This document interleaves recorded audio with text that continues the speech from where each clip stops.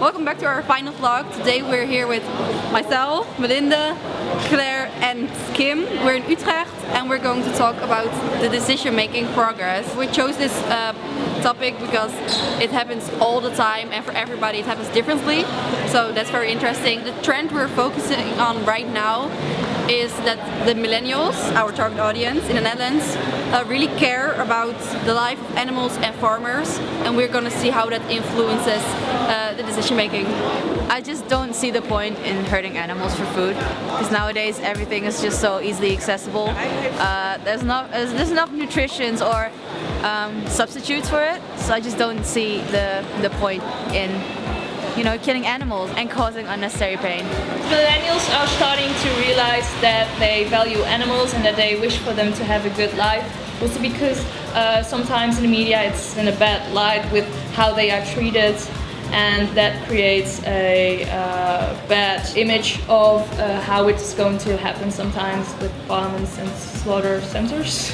So the consumption of no-meaters has increased. There has been done several research over the past 15 years. It showed that there was an increasing amount of no-meaters of 4.5%, which is a large amount. Back when I was in Vietnam, I actually didn't really care about meat, like where they come from, how the animal got treated, how the farmers got treated, because in Vietnam we're still a developing country and we consider agriculture as a strength. So there are a lot of farms and cattle and plants and rice. So that makes the farmers have to lower the price because the market share is so high and people can get meat from anywhere they want.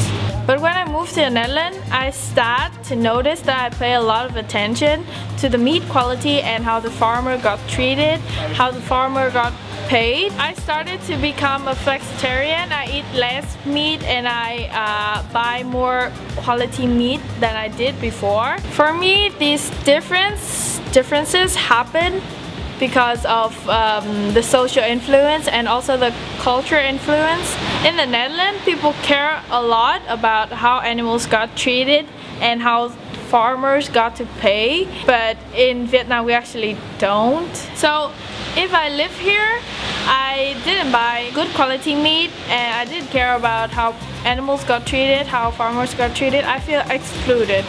So I started to buy more healthy food and meat. In Vietnam we buy meat everywhere because we didn't consider about the fact that animals got treated really bad, but we buy just in our convenience.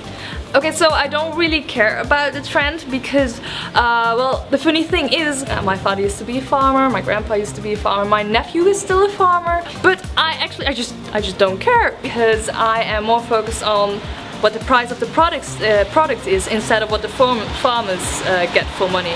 We would like to give the marketers of Kruidvat an advice to put their labels very clearly on the packaging, because then people notice it and want to buy that because it is very good. For example, this small certificate is almost not shown because the company thought they didn't want to compete with Tony Chocolonely.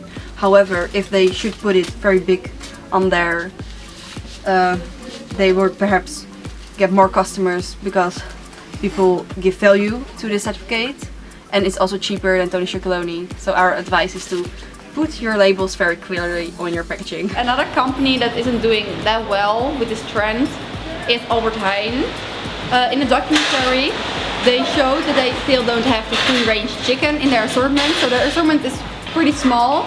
They do say they have a better chicken with more space, but if you ask them if they do have space, they say no, but a little bit more. So the advice we would give the Albert Heijn is to make their assortment more broad with free-range chickens to go along with this trend and make profit out of this trend.